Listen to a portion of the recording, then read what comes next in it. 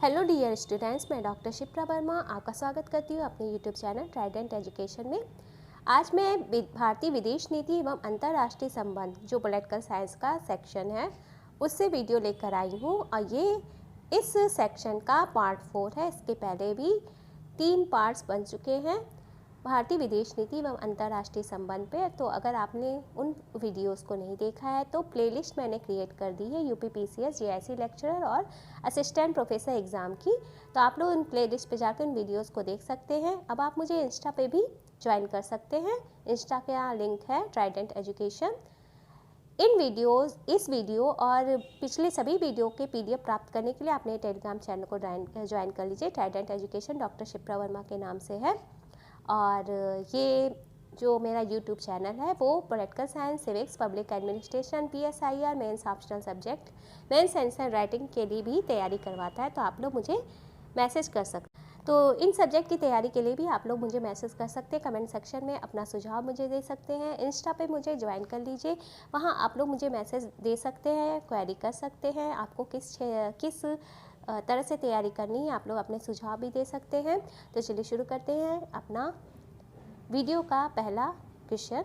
अंतर्राष्ट्रीय कानून अपने प्रयोग में है। आपके ऑप्शन ए विश्वव्यापी, ऑप्शन बी आंशिक, ऑप्शन सी निरंकुश, ऑप्शन डी सापेक्ष। आपको ये बताना है कि अंतर्राष्ट्रीय कानून अपने संप्रयोग में क्या है। देखिए, इसे आप लोग क्विज के फॉर्म में लीजिए और कमेंट सेक्शन में अपना स्कोर भी मुझे बताइए। तो इस क्वेश्चन का राइट आंसर है ऑप्शन ए विश्वव्यापी। देखिए, अंतर्राष्ट्रीय कानून अपने संप्रयोग में विश्वव्यापी होते हैं क्योंकि अंतर्राष्ट्रीय कानून ऐसे होते हैं जिसका सभी देश पालन करने को बाध्य होते हैं, क्योंकि वे ऐसा मानते हैं कि इसका पालन करने से वैश्विक शांति एवं स्थिरता कायम रहेगी। तो इस क्वेश्चन का राइट आंसर है ऑप्शन ए विश्वव्यापी। नेक्स्ट क्वेश्चन है आपके सामने। दक्षिण एशियाई क्षेत्रीय देशों के संगठन यानी सार्क का अस्तित्व मुख्यतः निर्भर करता है। आपके ऑप्शन है ऑप्शन ए कमजोर देशों के हितों पर, ऑप्शन बी शांति एवं सहयोग पर, ऑप्शन सी निर्णयों के मतैक्य पर, ऑप्शन डी द्विपक्षीय हितों के मुद्दों पर। दक्षिण एशियाई क्षेत्रीय देशों के संगठन जिसे सार्क के नाम से जाना जाता है उसका अस्तित्व मुख्यतः किस पर निर्भर करता है, आपको ये बताना है। तो इस क्वेश्चन का राइट आंसर ऑप्शन बी शांति एवं सहयोग पर। देखिए, सार्क का अस्तित्व मुख्यतः शांति एवं सहयोग पर निर्भर करता है, जिसका मुख्य उद्देश्य दक्षिण एशियाई देशों की सामूहिक आत्मनिर्भरता का विकास करना तथा सदस्य देशों के आपसी विश्वास को बढ़ाना और समस्या को समझने के लिए एक दूसरे को सहयोग प्रदान करना है। चलिए देखते हैं नेक्स्ट क्वेश्चन। क्वेश्चन है आपके सामने। निम्नलिखित में से कौन सा देश सार्क का सदस्य नहीं है। आपके option A Maldives, option B Myanmar, option C Nepal और ऑप्शन डी अफगानिस्तान। निम्नलिखित में से कौन सा देश सार्क का सदस्य नहीं है, आपको ये बताना है। इस क्वेश्चन का राइट आंसर है ऑप्शन बी म्यांमार। देखिए, सार्क की स्थापना हुई थी 7 दिसंबर 1985 को बांग्लादेश में। दक्षिण एशिया के राष्ट्रों के मध्य आर्थिक एवं सांस्कृतिक क्षेत्रों में एक बेहतर समझ स्थापित करने के उद्देश्य से सार्क की स्थापना 7 दिसंबर 1985 को की गई थी। इसके संस्थापक सदस्यों की संख्या 7 थी, लेकिन अफगानिस्तान को 2007 में इसके 8वें सदस्य के रूप में चुना गया। और सार्क का मुख्यालय कहाँ है, काठमांडू यानी नेपाल में स्थित है। तो ये क्वेश्चन भी बहुत इंपॉर्टेंट है कि 2007 में अफगानिस्तान जो है वो सार्क का 8वां सदस्य देश बना। ठीक है, चलिए देखते हैं नेक्स्ट क्वेश्चन। नेक्स्ट क्वेश्चन है आपके सामने। दक्षिण एशियाई क्षेत्रीय सहयोग यानी सार्क संघ किस वर्ष में आयोजित हुआ था। आपके option A 1990, option B 1980, option C 1988, option D 1995 और ऑप्शन ई 1985। दक्षिण एशियाई क्षेत्रीय सहयोग संगठन यानी सार्क का किस वर्ष में आयोजित हुआ था। तो इस क्वेश्चन का राइट आंसर ऑप्शन ए 1985। देखिए, सार्क का फुल फॉर्म है south Asian association for regional cooperation. इसकी स्थापना हुई थी 7 दिसंबर 1985 को। कहाँ पे, बांग्लादेश में, ढाका में। और सार्क की स्थापना दक्षिण एशिया के लिए एक मील का पत्थर था। इस संगठन के माध्यम से इस क्षेत्र के देशों के मध्य आपसी सहयोग के क्षेत्र में एक नए युग की शुरुआत हुई थी। और किंतु सदस्य राज्यों के मध्य विवादास्पद मुद्दों के कारण सार्क अपेक्षित गति से अपेक्षित सफलता प्राप्त नहीं कर सका है, क्योंकि इसके सदस्य राज्यों राष्ट्रों के मध्य विवादास्पद मुद्दे इसके कारण रहे हैं, जो कि जिसने इसके विकास को प्रभावित किया है। ठीक है, चलिए देखते हैं नेक्स्ट क्वेश्चन। इन देशों में से कौन सार्क का सदस्य नहीं है? आपके option A Maldives, option B Mauritius, option C Nepal और ऑप्शन डी भूटान। देखिए, जितने क्वेश्चन में मैं डिस्कस कर रही हूँ अपने सभी वीडियोस में, वो पिछले वर्षों में पूछे गए अत्यंत महत्वपूर्ण क्वेश्चन है, तो उन्हें लाइटली मत लीजिए, अंत तक वीडियो को देखिएगा। वीडियो पसंद आ रहा है तो इसे लाइक भी करिए, शेयर भी करिए और चैनल पर नए आए तो सब्सक्राइब भी करिए। मैं बार बार बोलती हूँ लेकिन आप लोग मेरी बात को सुनते नहीं हैं। आप लोग ना तो लाइक करते, ना तो कमेंट करके मुझे बताते कि आपके कितने क्वेश्चन के आंसर सही हुए, ना ही आप लोग इसे शेयर करते हैं। देखिए, मैं बिना स्वार्थ के आप लोग को ये वीडियो प्रोवाइड करवा रही हूँ, साथ ही साथ इनके PDF भी मैं अपने चैनल पर प्रोवाइड करवा रही हूँ, जो कि एब्सोल्युटली फ्री है। बिना स्वार्थ के मैं ये काम कर रही हूँ, तो आप लोग का भी एक कर्तव्य बनता है कि आप लोग भी मेरे इस प्रयत्न में अपना सहयोग प्रदान करिए। ज़्यादा से ज़्यादा स्टूडेंट्स में, नीडफुल स्टूडेंट्स में इन वीडियोस को शेयर करिए, ताकि आपकी तरह वो भी इन वीडियोस से लाभान्वित हो सके। इसके लिए आप लोग व्हाट्सएप ग्रुप, फेसबुक ग्रुप और टेलीग्राम ग्रुप का सहारा ले सकते हैं। इनमें आप इन वीडियोज़ को शेयर करिए ताकि अधिक से अधिक नीडफुल स्टूडेंट्स तक ये वीडियोज़ पहुँच सकें और वो भी अपने एग्ज़ाम की तैयारी करवा सकें।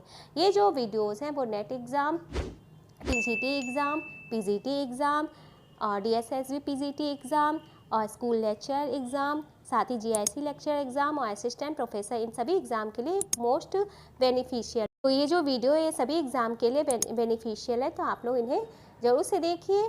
पसंद आने पर लाइक भी करिए, कमेंट करके मुझे ज़रूर से अपना स्कोर बताइए। देखिए, तो इनमें से जो सार्क का सदस्य नहीं है वो मॉरिशस नहीं है, ऑप्शन बी, क्योंकि जो सार्क है वो दक्षिण एशियाई राष्ट्रों का क्षेत्रीय अंतर सरकारी संगठन है। इसके जो सदस्य देश हैं उनकी संख्या 8 है। सदस्य देश कौन कौन से हैं? अफगानिस्तान, बांग्लादेश, भारत, भूटान, मालदीव, नेपाल, पाकिस्तान और श्रीलंका, जबकि मॉरिशस इसका सदस्य नहीं है। चलिए देखते हैं नेक्स्ट क्वेश्चन। नेक्स्ट क्वेश्चन है, निम्न देशों में से सार्क का कौन सा उद्देश्य नहीं है? निम्न उद्देश्यों में से, सारी प्रिंटिंग मिस्टेक है। निम्न उद्देश्यों में से सार्क का कौन सा उद्देश्य नहीं है? आपके ऑप्शन ए दक्षिण एशिया की जनता के कल्याण को प्रोत्साहन देना, ऑप्शन बी है आर्थिक विकास की गति को बढ़ाना, ऑप्शन सी है अन्य विकासशील देशों के मध्य के साथ सहयोग मजबूत करना, ऑप्शन डी अपने सदस्य देशों की सुरक्षा सुरक्षित करना। इनमें से कौन सा सार्क का उद्देश्य नहीं है, आपको ये बताना है। तो इस क्वेश्चन का राइट आंसर हो जाएगा ऑप्शन डी, अपने सदस्य देशों की सुरक्षा सुरक्षित करना। ये सार्क का उद्देश्य नहीं है। बाकी जो तीनों हैं, option A, option B, option C, ये सभी सार्क के उद्देश्य हैं, यानी दक्षिण एशिया की जनता के कल्याण को प्रोत्साहन प्रदान करना, आर्थिक विकास को गति प्रदान करना, अन्य विकासशील देशों के साथ सहयोग को मजबूत करना, ये सार्क का उद्देश्य है। चलिए देखते हैं नेक्स्ट क्वेश्चन। नेक्स्ट क्वेश्चन है, शांति के लिए एकता का प्रस्ताव निम्नलिखित में से किसने किया? आपके option A NAM, option B NATO, option C UN और option D Commonwealth of Nations. I think ये क्वेश्चन का आंसर सभी को आता होगा। शांति के लिए एकता का प्रस्ताव निम्नलिखित में से किसने किया? तो इस क्वेश्चन का राइट आंसर है ऑप्शन सी, UN, यानी विश्व की शांति की स्थापना के क्षेत्र में महासभा को उपयोगी बनाने का महत्वपूर्ण प्रयास 3 नवंबर 1950 को किया गया था, जिस दिन शांति के लिए एकता का प्रस्ताव स्वीकार किया गया था। चलिए देखते हैं नेक्स्ट क्वेश्चन। आपके सामने भारत चीन संबंधों में निम्नलिखित घटनाओं को कालक्रम में रखिए।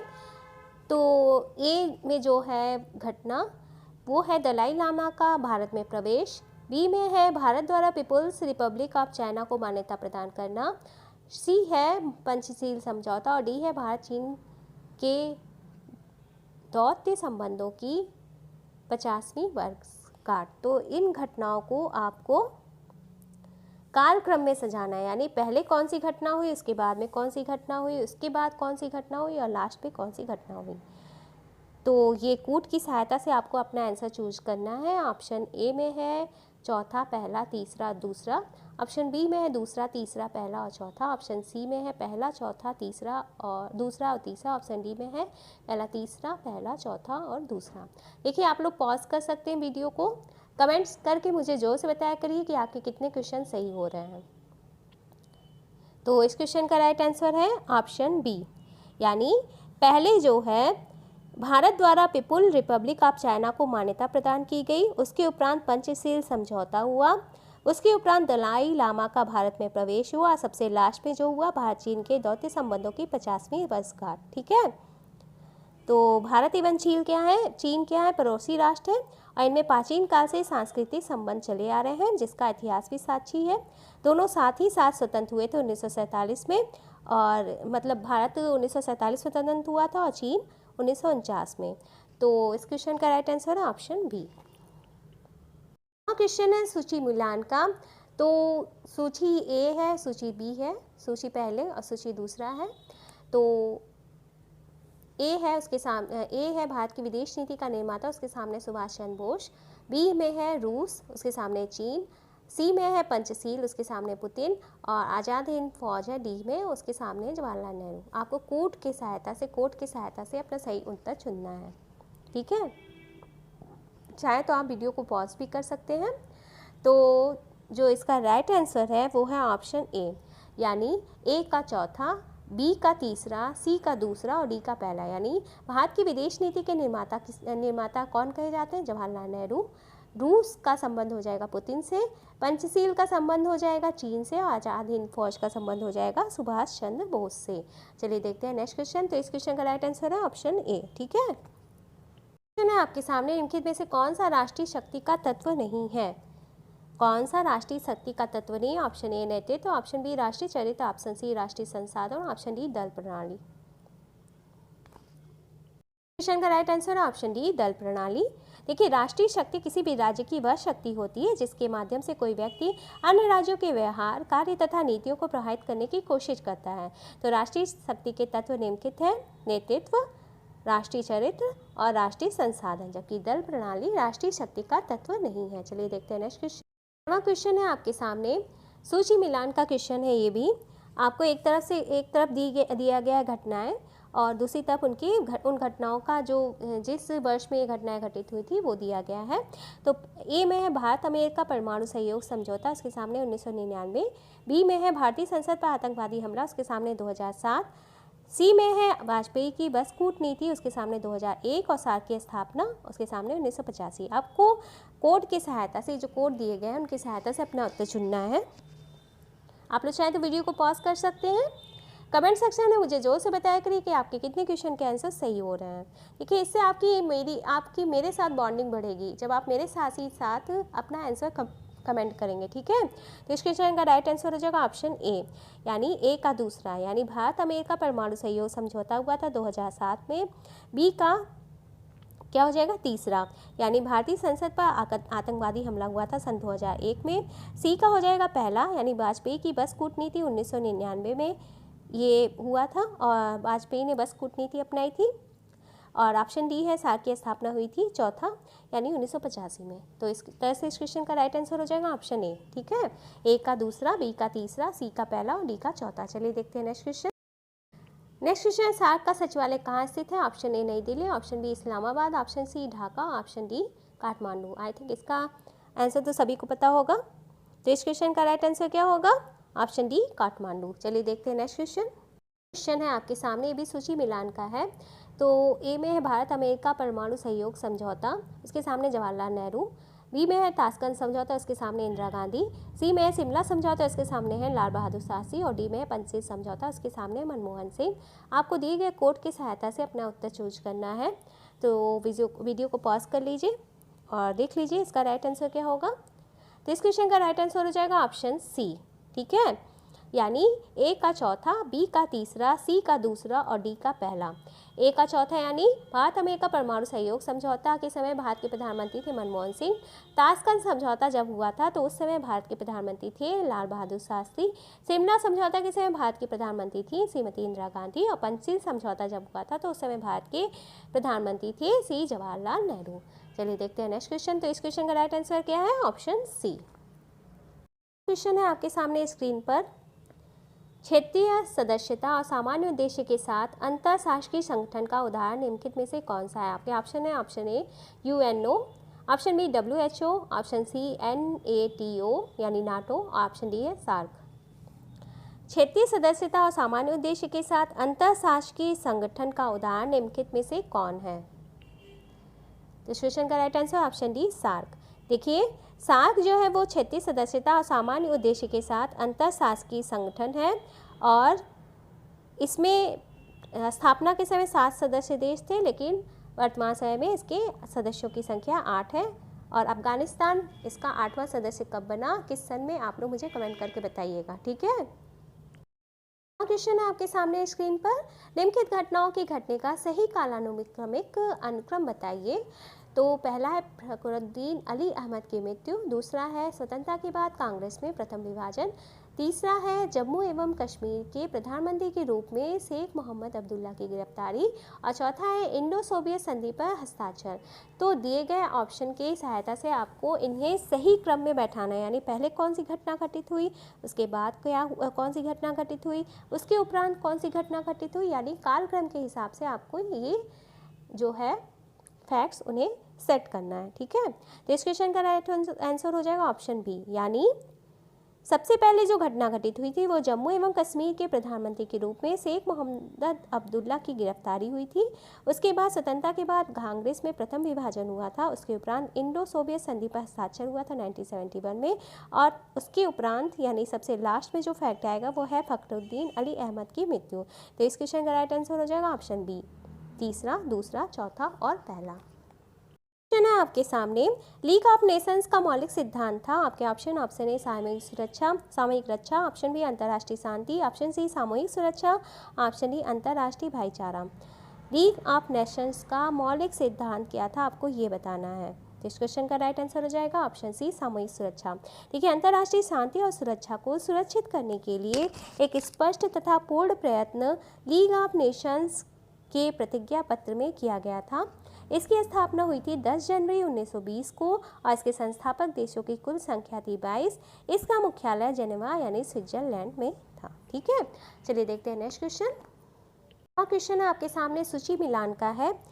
तो फरक्का बांध के सामने है भारत बांग्लादेश, 1-2-3 आणविक समझौता के सामने भारत श्रीलंका, सी माओ सासी समझौता के सामने भारत नेपाल, और डी में है शांति एवं मैत्री संधि जो कि 1950 में हुई थी, उसके सामने है भारत यूएसए। आपको दिए गए कोड की सहायता से अपना सही आंसर चूज करना है। तो आप लोग चाहें तो वीडियो को पॉज कर लीजिए, अपना राइट आंसर दीजिए। तो इस क्वेश्चन का राइट आंसर है ऑप्शन बी, यानी फरक्का बांध जो है वो है भारत और श्रीलंका में। 1-2-3 आणविक समझौता हुआ था भारत और यूएसए के बीच। शी माओ सासी समझौता हुआ था भारत और श्रीलंका के बीच, और शांति एवं मैत्री संधि 1950 हुई थी भारत और नेपाल के बीच। तो इस क्वेश्चन का राइट आंसर है ऑप्शन बी। ठीक है, यानी ए का पहला, बी का चौथा, सी का दूसरा और डी का तीसरा। चलिए देखते हैं नेक्स्ट क्वेश्चन। क्वेश्चन है आपके सामने, पंचशील जो भारत और चीन के बीच संबंध के मामले में मार्गदर्शी सिद्धांत बन गया, उस पर किस वर्ष में हस्ताक्षर किए गए, यानी पंचशील समझौते पर किस वर्ष हस्ताक्षर किए गए, आपको ये बताना है। इस क्वेश्चन का राइट आंसर है ऑप्शन ए 1954। देखिए, जो पंचशील समझौता हुआ तो भारत चीन के मध्य तिब्बत क्षेत्र के मध्य 29 अप्रैल 1954 को बीजिंग में हुआ था, और पंचशील का बौद्ध धर्म में महत्वपूर्ण स्थान है। पंचशील अर्थात आचरण के 5 नियम, जिसे नेहरू ने 2 देशों के आपसी संबंधों में लागू करने की कोशिश किया, जो कि इस प्रकार है।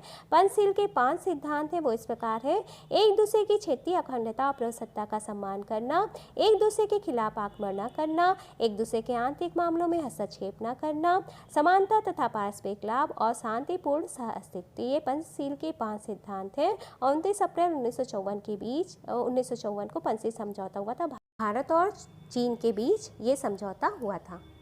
क्वेश्चन है आपके सामने, निम्नलिखित घटनाओं को सही कालक्रम में रखिए।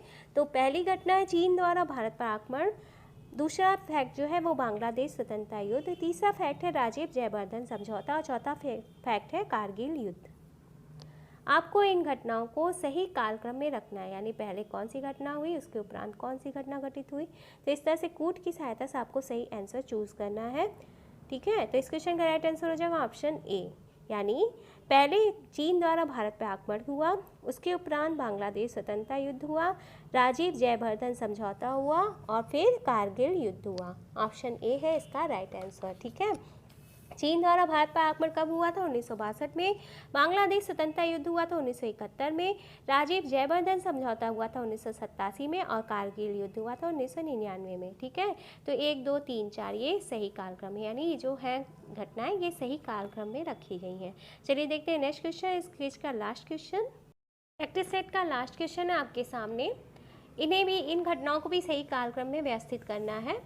तो पहला जो है पीटीबीटी यानी आंशिक परीक्षण निषेध संधि, दूसरा है पोखरण आणविक विस्फोट, तीसरा है NTP अणु अप्रसार संधि, और चौथा है CTBT यानी व्यापक परीक्षण निषेध संधि। इन्हें आपको क्रम में सजाना है, ठीक है।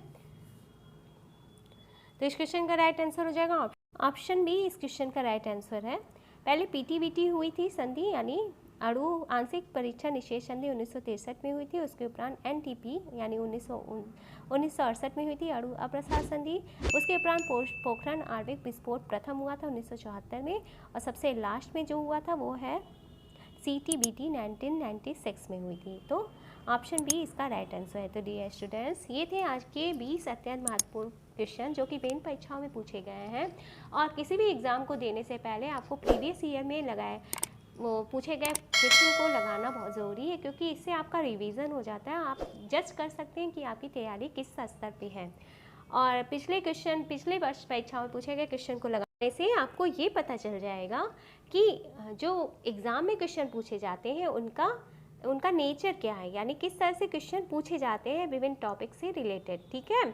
तो अगर आपको ये वीडियो पसंद आया, प्रैक्टिस सेट पसंद आ गया, तो आप लोग इसे लाइक ज़रूर से करिएगा। कमेंट सेक्शन में मुझे कमेंट करके ज़रूर से बताइएगा कि आपके कितने क्वेश्चन के आंसर सही हुए। आप लोग मुझे अपना सुझाव भी दे सकते हैं कि मैं अगला किस टॉपिक पे अपना प्रैक्टिस सेट लेकर आऊँ चैनल पे।